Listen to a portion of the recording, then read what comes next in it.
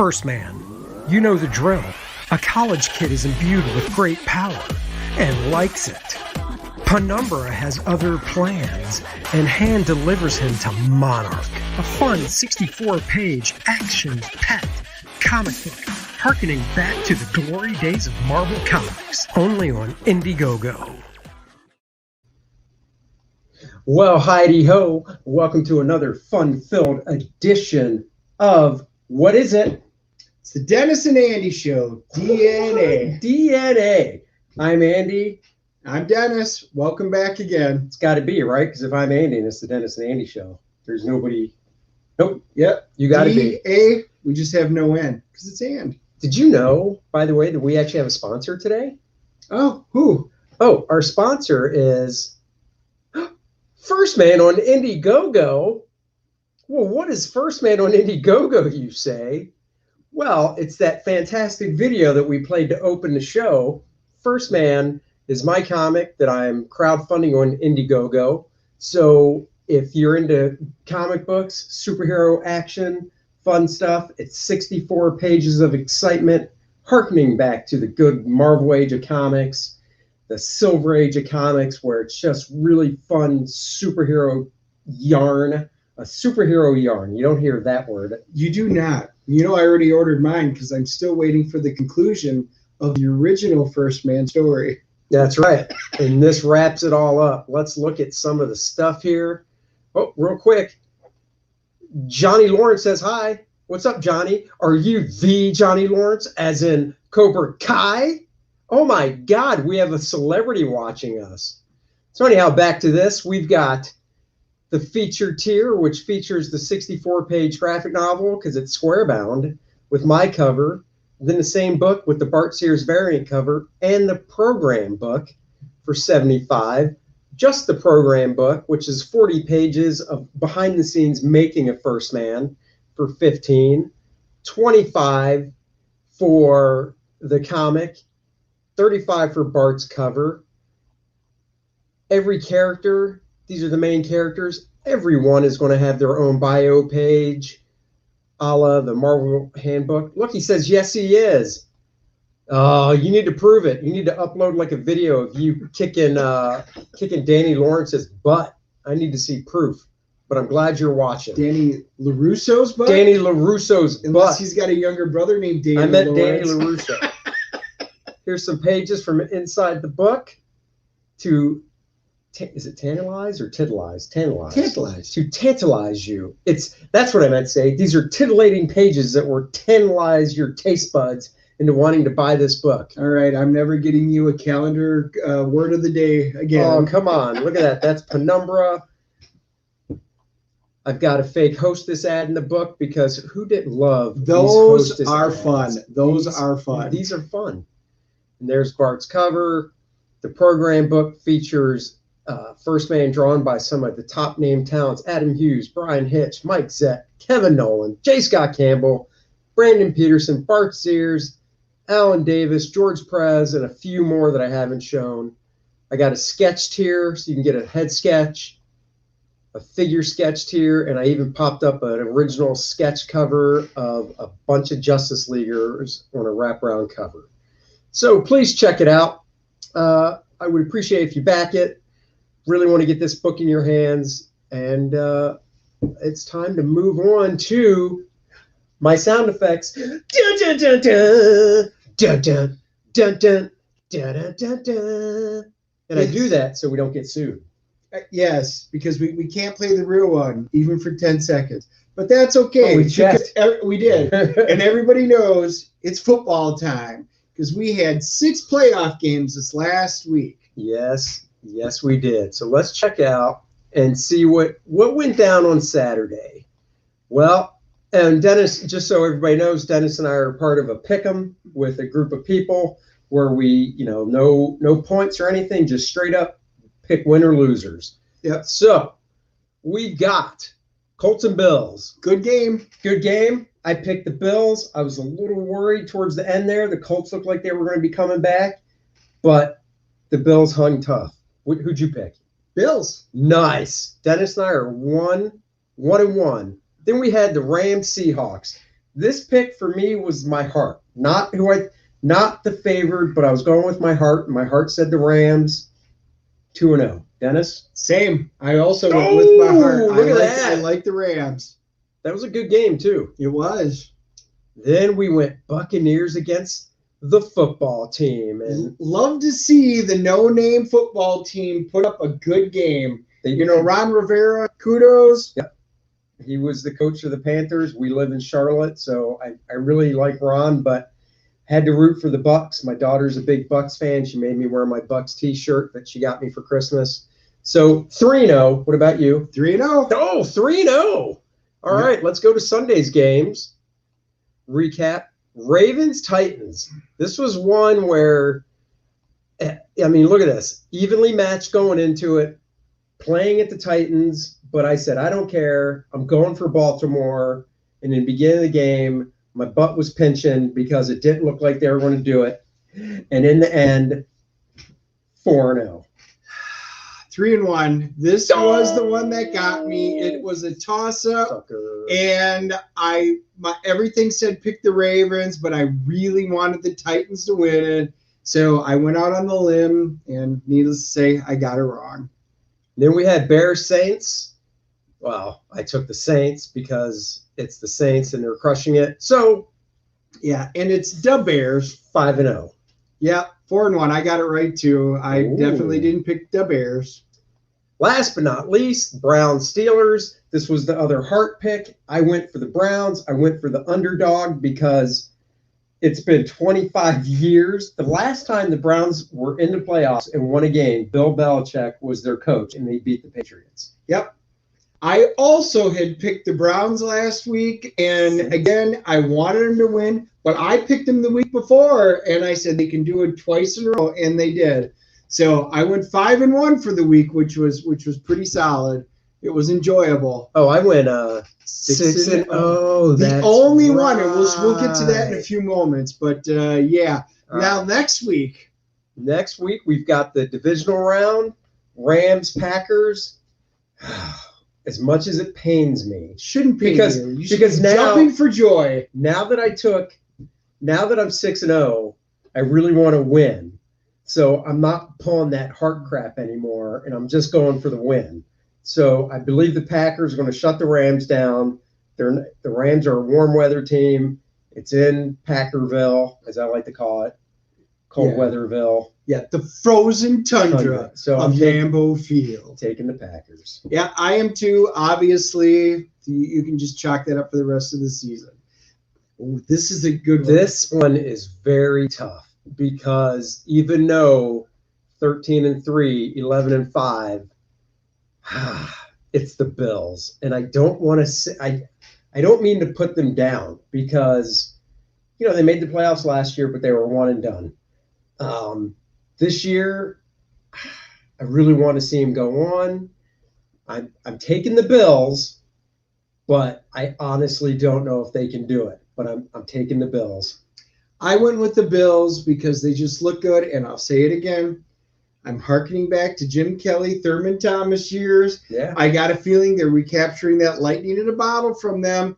Now, maybe a different story if they make it to the Super Bowl, but I'm picking the Bills. They're not going to make it to the Super Bowl. And then we have Browns and Chiefs.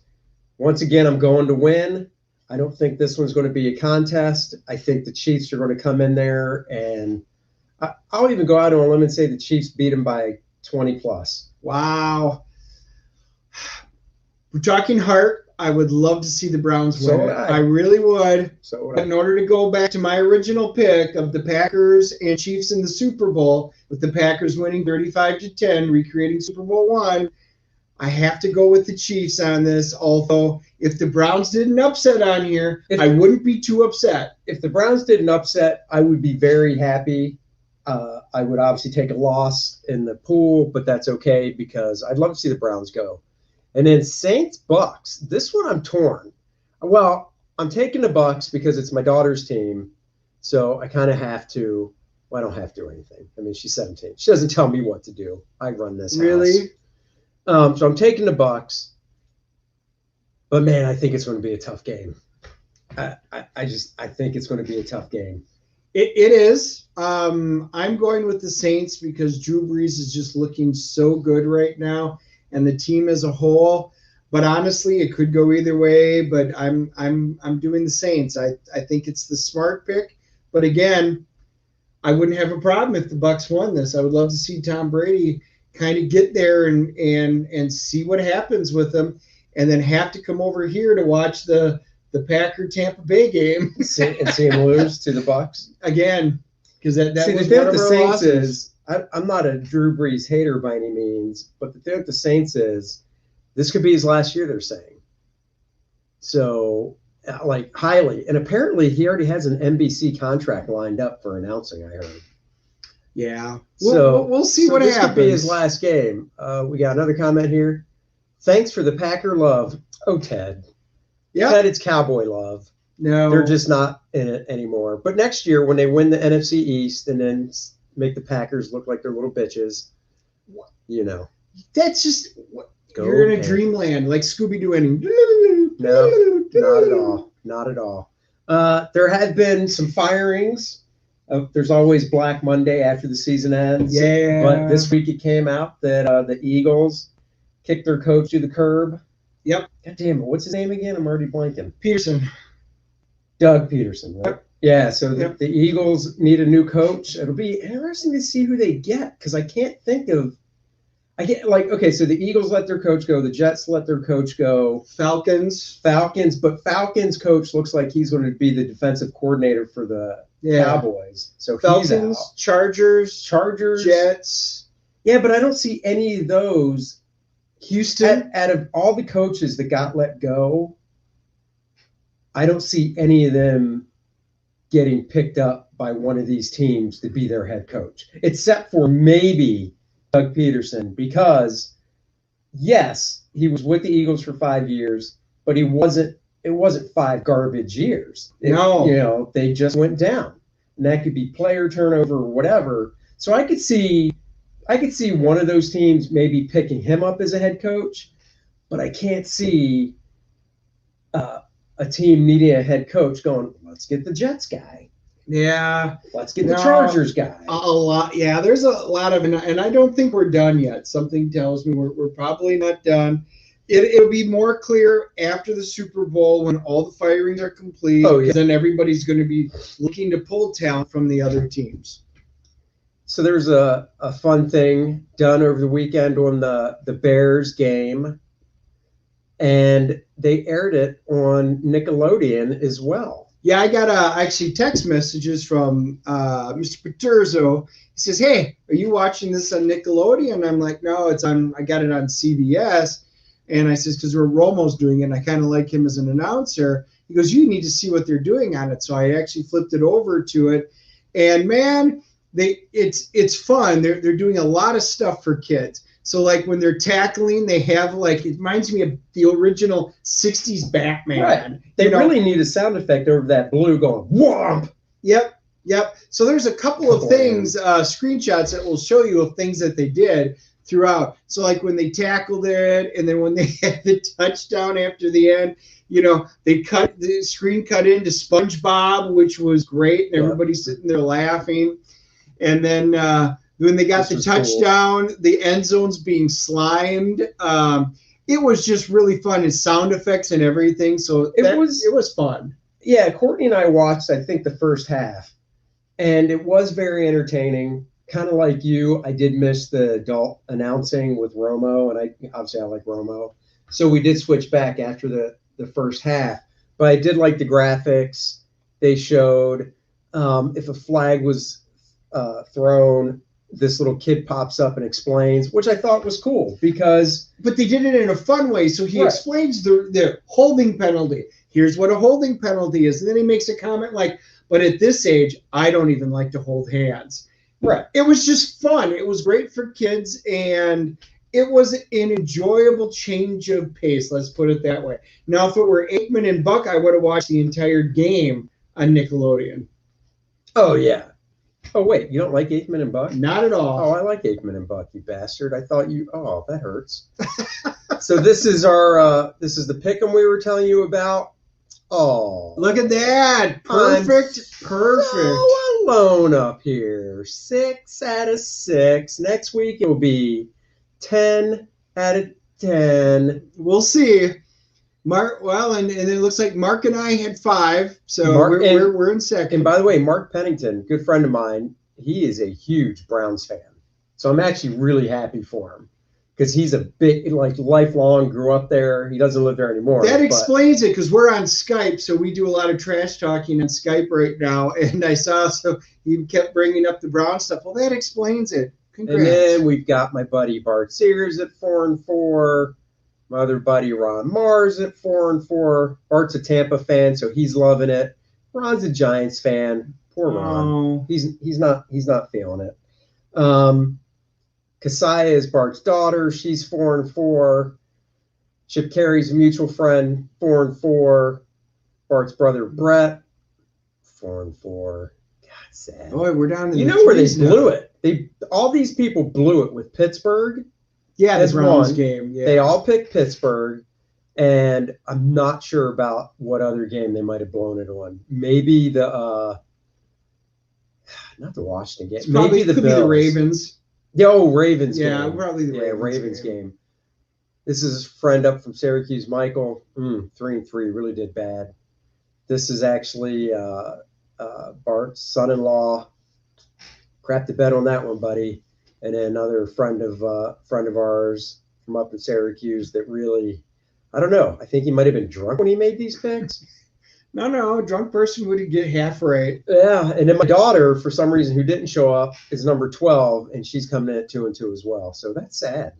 Really sad. Oh. Yeah. that's Is real it sad? Is No, it sad not because really. you're 6-0? I don't think it's really that sad. Oh no, it's not sad for that. No. Oh, okay. No. I mean, if you want to be the best, you got to beat the best. So anyway, that's our NFL, and looking forward to this next week, and we'll kind of see what happens. All right, so we do our weekly thing for people just joining us where it's comic book day. New comics come out. Dennis and I are nerds. That's actually what the N stands for in Dennis and Andy. Nerds. And we hit the comic shop, and we like to share what we buy. So starting off with Dennis's purchase. A bigger week than I was expecting. Let's put it like that. The Chris Claremont Anniversary Special. Loving it. I'm a huge Chris Claremont fan, and I can't wait to get home and tear open that book tonight and read through this. This is probably going to be the first thing I read. Why do you have to out tear of- it open? It's out not in of a the poly bear. bag. Tear into it. Let's put it Yeah, that there way. you go. You're gonna rip that shit up. Yeah. Nice. It looks great. I mean, I've been a huge fan for a long time, so I can't wait to see what they did with it. Nice. Yeah. Oh, Sword, I number can't 2. wait. The first episode we already reviewed, liked where it was going. It opened it up well. Is this a TV show? No, not yet. But Oh, it 'cause you should said be. episode. It should be, but actually now taking a look at what she looks like, boy, that's going to kind of tie into to my Star Wars review coming up. But anyway, this has a lot of potential. This has a lot of potential. What's going on? Is this tying into King in Black? Looks like it's symbiote stuff. Yes. Okay. Exactly what's going on. I did read number 1 and enjoyed it. My shop was sold out of that, so if you dig it, maybe I'll pick it up. Yep. Oh look, Marauders I'm probably going to be honest here. That's probably going to be, it's been my favorite X book out of all of them. And I actually didn't think when I read through the original characters, but Emma Frost and the relationship between her and Kitty Pryde have been outstanding. The writing, the artwork has just been great. Love where the book's heading, the interpersonal relationships they're going on. They have to deal with Sebastian Shaw in the last issue, and they did some really amazing things. And I'm going to tell you, this is a book to pick up. This is fun reading. I do like the cover. I'm always down for a good chick fight, so I hope that comes through in the book. You have to tell me. Yep. Blade Runner 2029. I'm picking it up. I enjoy it. I'm gonna probably wait to the first few come out, and then I'm going to sit down and probably do a review on it if it's any decent. Is this what the interior looks like, or is this by a different artist? It's different artist. Okay, I was gonna say that's a nice looking cover. It has a very manga feel, which I like. Yeah. So that's pretty cool. Yep. Oh, And then Darth Vader, and again, both Star Wars books that they've got running in currently in Marvel are decent. They're both solid stories. So I'm going to continue to pick this one up. I would like to see a backup story that explains what all these buttons and things do. Uh-huh. I would like to see that, where he's like, he goes into his quarters and he's by himself, and he takes his helmet off to chill, and he's like, "Boop," and then something maybe comes out, or I don't know, Huh. calls him maid. Maybe he's like Robbie the and robot. a maid walks He's got- in, like the Jetsons maid. The on Jetsons, on Rosie. the wheel. Rosie. Rosie comes trucking in when he presses a button, or something cool happens. I think that would be cool. I will say though about Darth Vader, dude is 77 was the first one, right? Yeah, Star Wars. first movie. 43 years, and this design still really holds up. It does. It really does. And what's happening here? Did he get his arm cut off? You see that? He did. Oh wow. Same one as Luke's. I can't remember which one of Luke's. Well, got. that would be Empire Strikes Back. Oh, good. It's my turn. It is. It's my turn. So Savage Dragon is a book I've gotten since issue 1 of the first miniseries. I have every issue. I have the 0 issue. I have the Wizard specials. I'm buddies with Eric Larson. It's pretty much the only monthly book I still get. It really does, as I said with First Man, harken back to the good old Marvel age with Savage Dragon. It's harkening back to Jack Kirby and the big in-your-face action. And Eric really likes doing those type of comics. He does not typical, but he still does old school splash pages with the titles on them and the credits written in. So I love it. It reminds me of a kid when I read that. This is Future State, DC's thing for the next 2 months. I bought it because I'm a Justice League fan. I bought it more because I follow books for art, and I really like Robson Roca's artwork. So I looked at it. I was like, it looks really good. I don't know anything else about it besides the fact it looks good. And being an artist, I follow artists. Hopefully it's a good read as well. So that's why I got that. And Dark Detective, same thing. I got it for the art. The art is by Dan Mora. I discovered Dan Mora's art on a book called Klaus for Boom Studios, which is him and I believe Grant Morrison's take on Santa Claus. And it came out a few years ago. And then he's also done Power Rangers stuff for Boom. And his art's just fantastic. And I've always been like, man, somebody needs to pick this guy up at Marvel and DC because his stuff is so good. And finally, so Dark Detective, Batman story. Hopefully it's good. If not, at least I know the pictures will be pretty. So that is my week for comics. It was an average week for you. Yeah, 3 books. That's average. Yeah. Yeah. So well, we one of our new books last week was the new Star Wars book, Star Wars: The High Republic, and a lot of people started chiming in on it, and I actually thought, you know what, I am going to definitely read this book before this week because, even at the gym and stuff, people are talking about this, and they're trying to find out. So the High Republic takes place, and there'll be a graphic in a little bit coming up. This story takes place. So there's the Knights of the Old Republic, which was like 25,000 years before the New Hope, and this takes place about 25,000 years. That's why it's the Old Republic. So then there has to be something to go between the Old Republic and then a New Hope, where the Empire's around and in force, and that would be the High Republic. Okay, the High Republic. So the High Republic. How many years is 200, that before? 200 years before New Hope, or the very first Star Wars movie, Episode 4. So in 200 years, their lightsabers look the same. They haven't changed in 200 years. Do you think 200 years from now, a Glock is going to look the same? They didn't change the same from the Old Republic. They still use kyber crystals. What? Yes. Why How would they? advanced tech? It's I don't know. It's called advancing technology. But it's the Am I chiropractor's driving a gonna car only that do I so have to much. walk outside and go, hey, before we go somewhere, Dennis, let me start the car. Crank, crank, crank. Wasn't that what we have to do with yours? No. Well, I don't use a pistol, but if I used a pistol, I think it would look a little different from one from, I don't know, 200 years ago. Well, all of the lightsabers are based off the same technology, the kyber crystals that they have to go find. It's an entire ritual. And yet, even under today, and I'm using air quotes here because this isn't really real, but they still, it's still the best one out there. Even the Mandalorian with the Beskar rod couldn't even, eventually it was going to burn right through it. Right. They're still the best. Well, no, I thought the lightsaber in that fight with, what's that dude's name he fought? Who did he fight?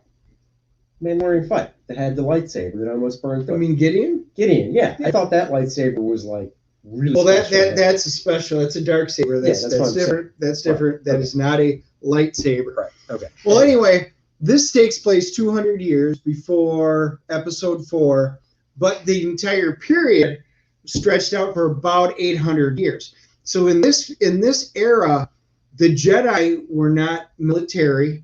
They weren't out there fighting or putting down insurrections or any of this stuff. This was the Golden Age. They were there to help people. And you have your inner core worlds, and then you've got your outer rim worlds. The outer rim worlds are the ones that nobody knows a whole lot about, and they're far and few between, and they're hard to navigate. So the entire point of this is you get introduced to the Starlight Beacon, and this beacon is like a tower that they're putting out there, which looks just like the Starlight Citadel in the Book of X's that we've been dealing with. Do you agree, Johnny, here, Rise of Skywalker is the best Star Wars movie? No, Johnny. I think I'm giving Daniel LaRusso a call, and Is it I think Empire he's- Strikes Back, so? yeah, Empire Strikes Back's still the best movie. I really am not fond of the current. Wait, Rise of Skywalker, out of the last three that came out, that was the middle one, wasn't That was it? the last one. Oh, that was the last one. Oh, yeah, I don't think that was the best one. Yeah, no. The first one was all right, coming back in there, and was kind of almost like a retelling of it. Yeah. Not fond of it. Sorry, Johnny. Yeah. Not with you on that one. Yeah, I'm going to kind of disagree with you on this one. But this is an interesting era, one that's not been talked about. There's that new TV show, The Acolyte, Kathleen Kennedy's, that's coming out, that she's putting on. That'll take place right at the very end of this High Republic era. So I'll be interested to see where they go with that and what they do with it. So, but this is a take on the Jedi that we haven't seen because there are no wars. They have been sated for generations.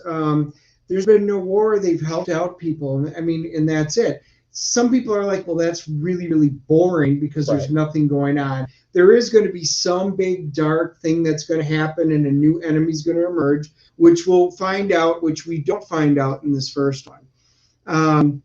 What about this? Johnny says he's trying to redeem himself. No, actually, the best Star Wars movie is the Clone Wars. All right. I've never seen the Clone Wars. That's the cartoon, right? No. Well, the Clone Wars, yes. The cartoon, yes. The Clone Wars is solid. I mean, season 7 of the Clone Wars, I'm telling everybody, if you're watching The Mandalorian, you need to watch season 7 of the Clone Wars to understand all of this, as well as season 4, I think it is, of Rebels, because that's going to bring in all the Admiral Thrawn stuff. And yeah, so Clone Wars is really good. My wife's watching him now because she never watched him originally. And she goes, wow, there's a lot of, the first few seasons are all similar. It's all one big battle leading to another, and it's dealing with the clone armies and stuff like that.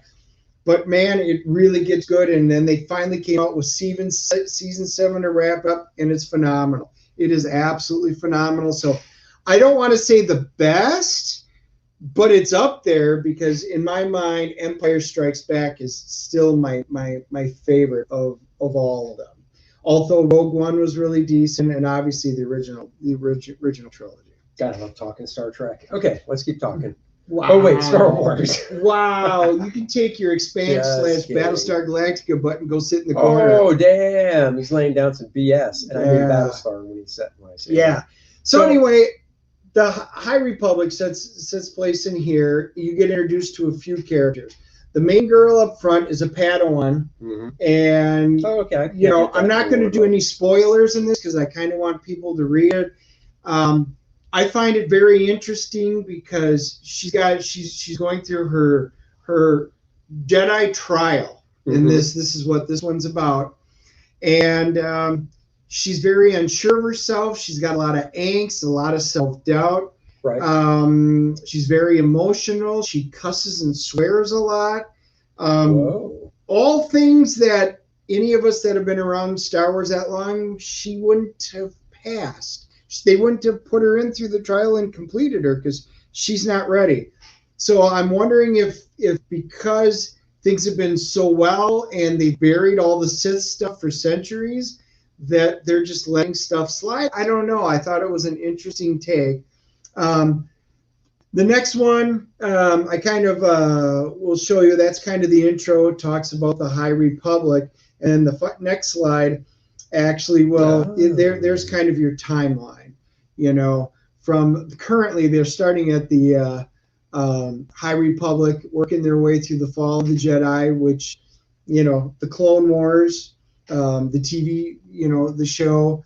And then Rebels, Rogue One, which is the Age of the Rebellion, which to me is the best of all the Star Wars. And then the New Republic, which is now where the Mandalorian is, and it's going to be the Book of Boba Fett and the new Rogue Squadron and stuff coming out. And then Rise of the First Order, which, yeah, I could do without that. So, and not my favorite. No? Resistance, Force. Oh yeah, no, those are. In fact, Johnny has a comment about all those. He says, Force Awakens, Last Jedi, Rise of Skywalker, the worst Star Wars movies of all time. Yep, totally agree, Mr. JL. Totally agree with you with that. And poor Luke having to drink that bluish green milk and just wrong. Anyway, that's why The Mandalorian was great. The one issue that I had in this book, and it was the writers, I caught this right away, and apparently I'm not the only one. She's on this trial. She has to climb all the way up to the top of these spires. And then these bugs attack. I won't go too much into more depth. In order to save herself, she lights her lightsaber, puts it in, and slides down where it conveniently catches, and she's able to hang on. And now I could see it slowing her descent. Correct. But it would just keep going. I mean, I'm not even, like I said, if you've never watched this before, I like Star Trek, I like Star Wars, I like stuff like this, but I'm not steeped in the history. And even my wife would look at that and be like, that's not right. That would keep going. Right. So anyway, it's a small point, and I caught it right away, and I was like, but apparently I'm not the only one. Apparently there have been a lot of people out there, and I will give the writer credit. You know, apparently they came out and said, yeah, we've heard about it, and that's correct. They kind of goofed up and admitted to it. So I'm totally fine with that. You know, I'm just hoping for something a little bit better. I mean, it's nice art. I give it that. I like the art. Because I haven't read it, obviously. It is very nice art. That's for sure. What am I trying to say? Oh, and it's also going for a lot of money now, I hear. Yeah, for whatever reason, this wound up being a really hot book, and honestly, I think it's because of Mandalorian. You know, right now I'm finding on eBay that it's going for, you know, $15 to $20, and I'm like, for a regular issue, and I'm like, that's craziness. After reading it, I'm going to say this: I didn't think the story was phenomenal. I thought it was it was an intro story to open up the universe, introduce you to characters. They don't even give a hint of the bads yet, and I was like, but I already put it on my subscription. I added it to it because I want to see where they take this. It's ongoing? It is. I guess one question I have is, just from looking at the cover, because it spotlights, I assume, the main characters. So I'm looking at two chicks and a lizard, which I assume is a dude. Yeah. So the dude in this book is a lizard. Yeah. guy. So the main girl that was up front, her name's Kree. She's the one who becomes a Jedi Knight in this story. The blonde that was on the right, her name is Chris. You get introduced to her. She's apparently the best of the best in this era, the best Jedi out of all of them. And you find out that she's not going to be a part of the council. She doesn't want to be, but they want her to be the marshal for the Citadel. So that kind of is an interesting, take. And so we're going to have stuff going on there as well as stuff down on the planets. And then the lizard guy that you saw was actually Kree's Jedi Master. Mm-hmm. And so you know that he loses an arm, and I won't go into too much detail on that. And so that's it. You get a cursory introduction to the characters. It was fine. I wouldn't light any fireworks off, and I wouldn't say I disliked it. I thought it was an average book. Usually in a number one issue, I want something to grab me and pull me into the story and go, wow, I need to do this. This book didn't do that. However, it's intriguing enough looking at the bigger picture with what they're going to do with Star Wars that I am putting it. I already put it on my pull list because I want to see how they're going to develop this era. So that's kind of my take on it. So I on a CGC rating, I would probably give it a 6.0. Yeah. Nifty. Yeah, like I said, I like Star Wars, but not enough to want to get into more comics and stuff and whatnot. So I'm good with just watching this stuff. I didn't get Star Wars when it was a comic back when Marvel originally had it. Oh, that's too bad. That was good stuff. I didn't get any. Well, the thing I will say I liked about it back then was they weren't just throwing things out, creating all this new stuff. And I get it. I'm not against creating, new books and like new stories. Like, oh, what if we do this? Not necessarily timelines, but just stuff like the High Republic. I mean, look, if the fan base can support it, more power to it. Yeah. So interested to see where we go. I just like my superheroes. I'm a superhero guy. All right, coming up next. Like we're going to a commercial. We're not going to a commercial. No commercials. So DC is apparently, I can't blow this up, but DC Comics introducing non-binary AU alternate, what's AU stand for? Version of Flash next month. Okay. Alternate universe. Alternate universe, yeah. Version of the Flash next month. Why are we? I just don't care what my superheroes and my heroes' preferences, pronouns, stuff like that is. You know what I mean? I do. Let me just read their blurb. DC Comics is set to introduce the first major non-binary superhero next month. Right. Though the Suicide Squad already counts non-binary superhero area among its members, the upcoming character will go on to take on one of the most notable mantles in the DC pantheon. As you read the article, what I don't understand is they don't talk about we got some exciting stories being developed in this. The artwork is fantastic. Right. We've got some interplay between other characters that are going to be outstanding. Right. No, it is strictly about this character being a non-binary character. That's the only attribute that they're assigning to the entire comic book. It's the only thing they seem to be cared about. And I'm kind of like with you on there. I don't really care one way or another as long as they're an interesting character, it's a good story, and the artworks are to grab. That's what I'm interested. I'm not going to run out and buy a comic book because he's the first non-binary or fluid Hold on now, buddy. Whatever. What are the pronouns? You just said he. Don't misgender. Is it does it say? No, it's literally non-binary. I mean, it looks like, that's all they talk about. Going from the art, it looks like a teenage boy. Just looking right here. Those don't look like boobages to me. It looks like a teenage boy. But, like you said,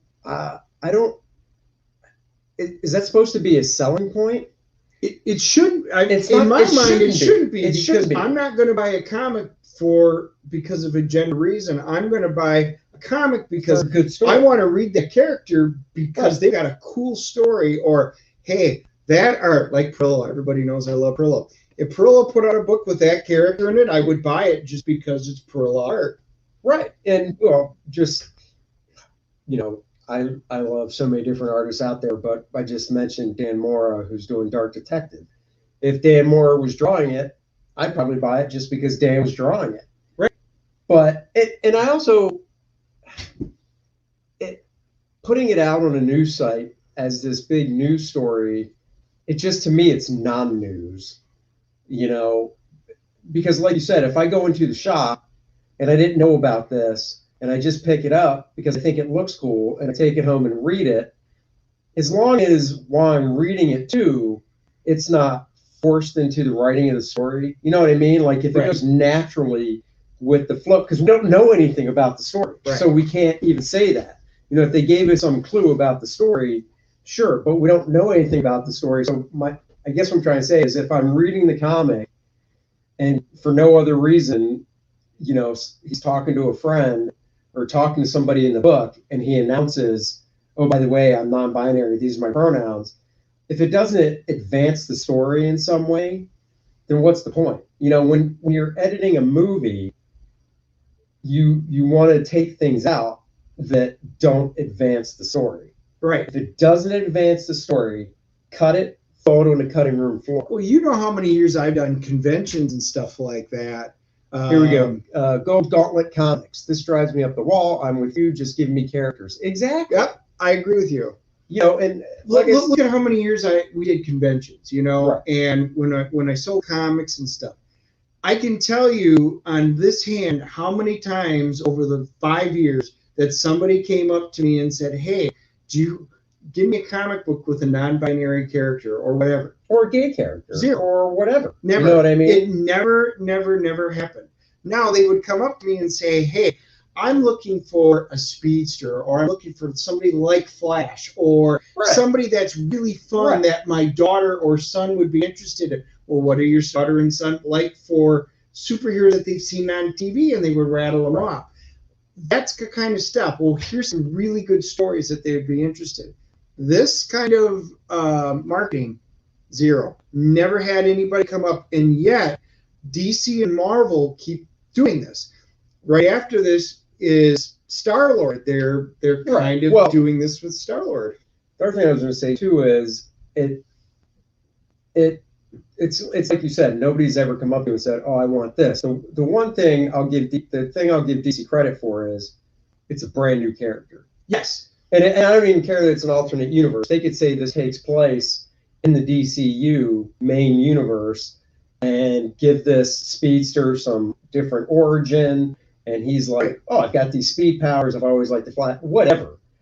And he's non-binary, whatever. But at least they created a new character. I think, which I'm totally down for. Yes. So create a new character. Don't retrofit an old one that's never been a certain way. Stan Lee said it best, when he goes, don't take an existing character and then just change him into something. Basically, if you want a character like that, go ahead and create it. At least DC did that. That's what I agree with you on. The problem is they're marketing only to being that specific thing. We're not talking about any of the other things that would get a regular person to just run out and buy a book. Like, hey, this new storyline, and this is the synopsis of it. And it's like, oh, shit, that sounds awesome. He's going to be going against Darkseid, and they're doing this, or they're building this new army. Nothing. That is their entire push for this comic. I think it's a marketing snafu. Go Gauntlet Comics. This erodes my, in quotes, give a shit for comics. It's funny. I like to say stuff that people can actually read. Yeah. Because I said in quotes. It's not like we're the only ones seeing that. But I just like to throw that out there. Oh, wait, he wants to correct it. Let me correct that for the major too. Yeah. Yep. So then speaking of, next is, oh, not that. Oh, we're not doing slides of that. We'll get back to that later. all the wrong ones. Yeah. So tying into the story why Andy gets the electronics figured out is Star-Lord and Marvel's kind of doing the same thing, and this is what we're talking about. They are now retrofitting basically Star-Lord because they've got a scene in a comic book coming up. So Marvel, and they're turning him bisexual. right. And so again, that's like their selling point. they're retrofitting a character that's It's Well, just it's what never- they did with Iceman. Well, the thing is, we don't know because it's never come up. But that's the point. Who cares? Why doesn't it even need to come up? You know what I mean? I don't Right. care if Star-Lord's bisexual. I don't care if he's homosexual. I don't care. And then, so I guess this is the scene in the book. I can't make it any bigger. I wanted to. But wait. Nope. Anyhow, this is the scene in the book where basically it looks like Star-Lord's in a hot tub of some sort, alien hot tub. And, hey, a dude walks up, a female walks up, they get in the hot tub with him, and he's just kind of like, hey, bow chicka wow wow. And it's just like, once again, does it really advance the story? Does it advance anything with Star-Lord? Is it something that, like, 10-year-old Johnny goes to the comic shop with his dad and he's like, I want to get the latest Star-Lord. It's like, okay, son. And then he buys it and he's reading it and he goes, Dad, I got a question for you. What's that, Johnny? And he's like, Star-Lord is, what's bisexual, Daddy? And you're like, oh, that's not a conversation I want to have with my 10-year-old right now. And I'm not a prude. That's the thing. I'm not a prude at all. I just don't see where it matters. It in my mind, it's just not a big deal for these type of comics. It's not a selling point. I don't want to beat a horse to death, but I'm not going to run out. And most everybody I know, we're not going to run out and buy a book because of that particular issue. Right. If they happen to be, so be it. I mean, X-Men went through it, and stuff like that. But they had one from Alpha Flight, and that was fine. North Star. Nobody cared that North Star was. It wasn't a big And deal. It wasn't a marketing and I point. thought they did a good story with it too, because the whole thing in that issue, if I remember correctly, because I have that issue of Alpha Flight where the character North Star comes out as gay, and it all centered around a baby that I believe he ended up rushing into the hospital, taking to the hospital or something. I'm fuzzy on it. I mean, the book's like 30 years old. I think the baby ended up passing away due to HIV. And then, North Star came out and the book is being gay, whatever. So they worked it in. Right. And it was just like, okay. But then they never talked, but then it wasn't a driving force. And it wasn't, now granted, when this book came out, the Alpha Flight with North Star, there wasn't the internet. There wasn't any of that stuff. There was just like Comic Shop News, which was a newspaper that came out weekly and stuff. But I don't even know if it was in that. Yeah. Like I said, in the long run, I don't want to beat a horse to death, but it's not a huge marketing point for the most of the comic book buying public. So if this is what they're going to do, readership will go down because there's a lot of fantastic indie books that are out there, and anyway, that's their choice. But I don't think it helps.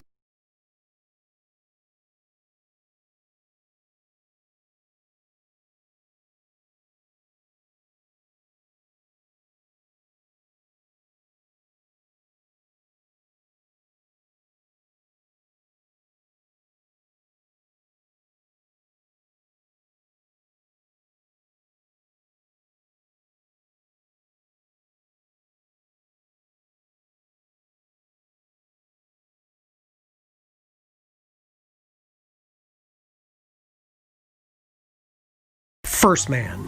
You know the drill. A college kid is imbued with great power and likes it. Penumbra has other plans and hand delivers him to Monarch. A fun 64-page action-packed comic book harkening back to the glory days of Marvel Comics. Only on Indiegogo. Hey, we're back. Technical difficulties because this guy was playing with his wireless mouse and couldn't see the cursor, so I hit a button I did not mean to hit. Oopsies. Well, So like Dennis was saying, just to close off with Star-Lord, being bisexual, who cares? I mean, who really cares? Like you said, nobody's coming to the booth at shows going, what comics do you have? I like superheroes, but I'm looking for only bisexual ones, or I'm looking for only heterosexual ones, or I'm looking for only homosexual ones, or I'm looking for only non-binary ones. yes. He's been doing shows forever. I've It's a been moot doing point. show forever. It's a moot point because we're interested in what's the best storyline.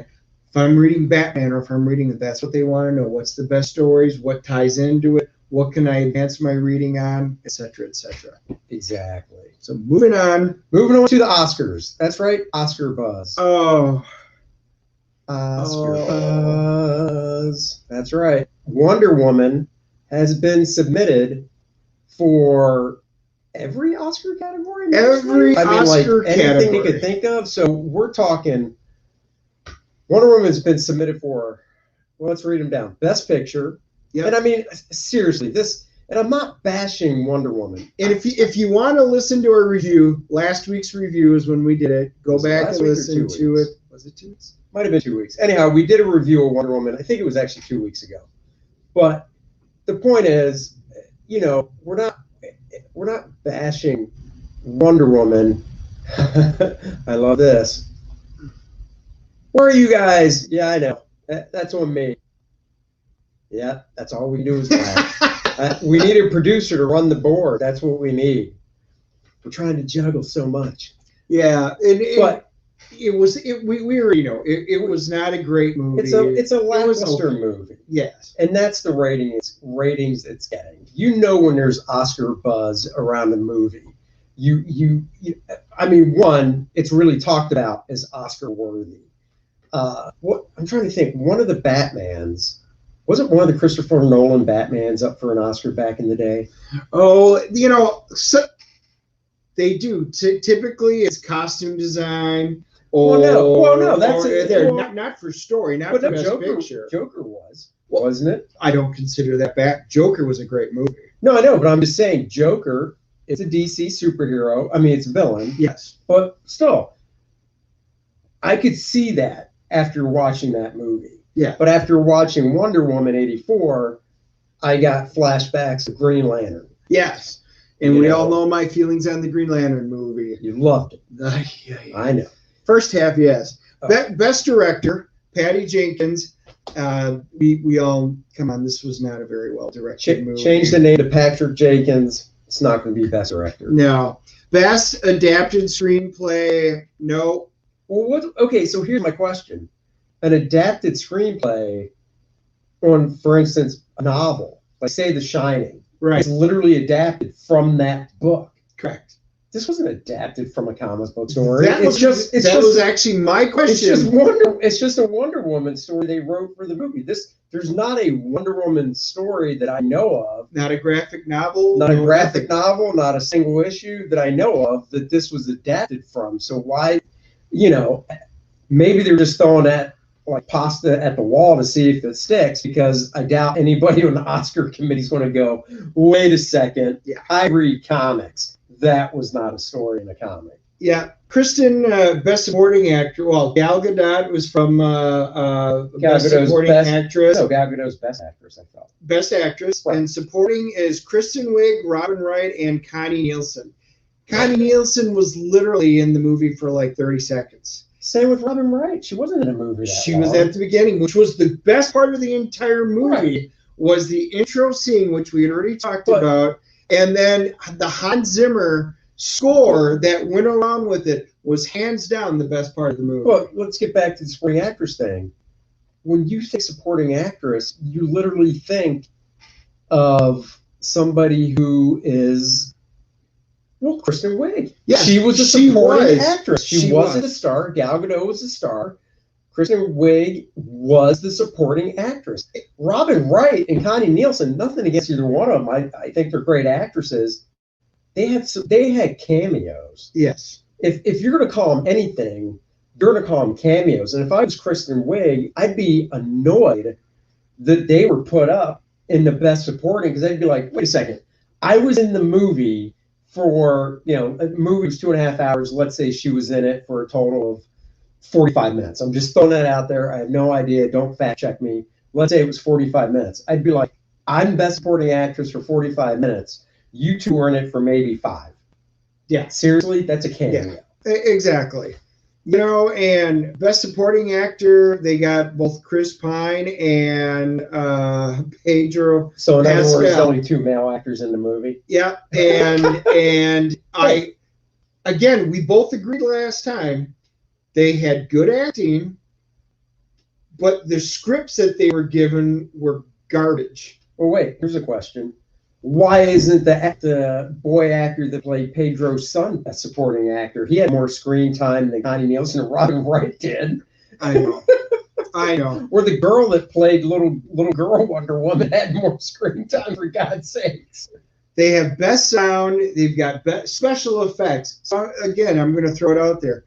The special effects from this movie, there's a reason why the fight between Wonder Woman in the armor and Kristen Wiig, when they were sitting with Cheetah, it was low light because the special effects were so bad they didn't want them. Seriously, this was why they're even nominated other than, there's nothing else out there. I don't know. To me, this entire thing was a joke and a farce. Okay, go Gauntlet. This is where we're going to have different opinions. I love WW84. I'm a sucker for these movies. I used to imagine my books on the screen. Look, I'm not saying more power to you. Because, just talk about Green Lantern. Green Lantern's my DC guy. I was so excited for the movie. Ryan Reynolds is like my man crush. Don't tell Dennis that. Ryan Reynolds is my man crush. Green Lantern's my DC guy. I own the movie. I still watch the movie. It entertains me. So I like that. Even though it wasn't a great movie, I liked it probably as much as you like Wonder Woman 84. And there's nothing wrong with that. I mean, my daughter loves every superhero movie she's seen, and she's probably seen them all, recently. She's only 17. So all the Marvel ones, all the most recent DC ones, and so do I. I mean, if you know me, anybody watching this that knows me knows that when I walk out of a movie, it takes a lot for me to put a movie down. And just to recap Wonder Woman 84, because it doesn't seem like you saw our review, I didn't hate it. But I just wasn't. I expected more from it. I just expected more from it. It just came across. And some of my friends, so a group of us got together. We took a trek up to Culver's, and it's always fun because we all watched the movie. We got together to talk. Some of us hated the movie. Some of us thought it was just okay, and a couple of the guys, Reggie Fowdy, looking at you, they loved it. They really enjoyed the movie. This is why there's differing opinions. Yeah. But I think the one thing we probably would agree on is that in no way would I consider there to be any Oscar-winning performances or special effects. Although the score, if I was going to pull out one thing, Hans Zimmer's score, I would listen to that. I thought it was absolutely loved it. I loved what he did with the movie. See, you love Green Lantern as well. You have great taste. Right there. Boom. Booyah. Great taste. Okay, so we're going to end on one more story that hit the news this past week. Unfortunately, we all know what happened at the Capitol. We're not talking politics. We're not talking rioting is not good. Let's just blanket statement. Rioting is bad. Going into the Capitol with zip ties and destroying stuff, bad. Big no-no. Okay, but the story we're talking about, I don't know how good this is going to be. You can see right here, there's a Punisher. Even I said it. I said it because I'm a comic nerd. There's a skull reminiscent of the Punishers, the Marvel character, the Punisher. This dude has on his jacket or whatever. And now there's calls for basically the Punisher to be retired. I think like literally retired, not even dump the costume design, but like just right. So this particular, a lot of people are doing this all of a sudden. I pulled this one off from Comic Tropes, and I like watching his videos and some of the things that he does. But he brings right out and says Marvel either needs to aggressively enforce their trademark so it isn't printed everywhere, or abandon the Punisher completely. And that's the one that a lot of people are saying, Well, because a person wore it, we need to get rid of the Punisher completely and wipe it from the Marvel universe. Even if 4 or 5, it's a freaking skull. And I'm sorry, but when it comes down to enforce your trademark, I've seen that skull in lots of places, and I'm not talking on when I say lots of places, I'm not like on people like this. I'm just talking everywhere. You see stickers with a skull. You see, and every time I see it, I don't think to myself, come on, Marvel, clamp down. That dude's ripping off the Punisher. I just think, oh, look, it's a skull. Yeah. It's a cartoon, because that's what it is. It's a cartoon skull. Right. Does Punisher happen to have one on his chest? Yes. Is that the exact one he wears? No, because since from when the Punisher first originated back in, was it late 70s, early 80s? Well, his first appearance was Amazing Spider-Man 129. That was late 70s. Yeah, it was it? Yeah. So if you look at the Punisher from 40 some years ago, from his first appearance in that Spider-Man, throughout the years, the skull imprint that he wears has changed. Correct. It's gone through different iterations, just like the bat emblem has changed. Well, it's just like, look at the Punisher and the different versions of the movies, and then the TV show with him on there with Daredevil, right, and stuff, and they spray paint it sometimes. And I mean, for anybody to make that kind of a comparison right now over something like this is, well, I think you also, I don't think the normal person on the street, if you show that picture that we just had up, if I show that to my wife and I go, what sticks out about you with this guy? She's not going to go, oh, well, it's obviously the Punisher skull. You know what I mean? She's going to say it's the fact that there's zip ties in his hands. It's the fact that he has zip ties. He's riding the Capitol. That's what my wife's going to say. Most people, I would think the mass population isn't in the comic books. I mean, look, there's 300 million people in this country. Let's say there's a 200 million taking out kids and stuff. I mean, what do you think the percentage is of people that read comics? I mean, there's only like 2,500 comic book stores in the whole country. Yeah, but on average, an average comic that's being produced nowadays, it was different back in the heyday. Oh, yeah. Where, X-Men #1, 9-10 million copies. Spawn #1. I mean, now 50,000 comics is a really solid book. That number has really dropped off. Now there's a lot of titles, but still, with that being said, a lot of the guys are people our age that buy 10, 12 titles a week. Yeah. Go Gauntlet. Cancel culture at work again. That is true. Yep. And this should be nothing that has to be canceled, because Marvel's got nothing to do with this. DC comic books doesn't. Well, look at a doofus from the Colorado movie shooting way back. Remember? Yeah. He was supposedly, as soon as it happened, I guess he had like green hair and stuff, and he was tagged as the Joker, looking like the Joker and stuff. Yes. It's just like, well, the dude had green hair. He didn't have white face paint and stuff. It's the stupid news outlets that start this stuff because somebody in their newsroom, because I seriously doubt any of the older news anchors are going, oh, that's Punisher. It's probably somebody in the newsroom that's like, oh, bring up, that's like Punisher. Marvel, they're huge right now. Oh, cancel that. Hence why the 24-hour news cycle has destroyed actual real news. But that's a whole topic for another day. That is. Well, we thank you for joining us once again. That is our show. One more comment to close out that I love. Go Bills! We got a Bill fan. We got a Bills fan. I think he's our first one yet. Could be. I agree with you. Go Bills. I'm really rooting for the Bills. I root for the underdogs, even though they're technically not the underdogs with their record. It's been so long since they've been in playoffs at this stage that I consider them the underdogs. So I agree with you. Go Bills. Yep. I really, really hope they win. I really hope the Browns win. That's because you picked them. Well, I did. I didn't pick the Browns, though, and I really want them to win, too. So that is our show. We thank you again for joining us. And until next time, bye-bye. Bye, everybody.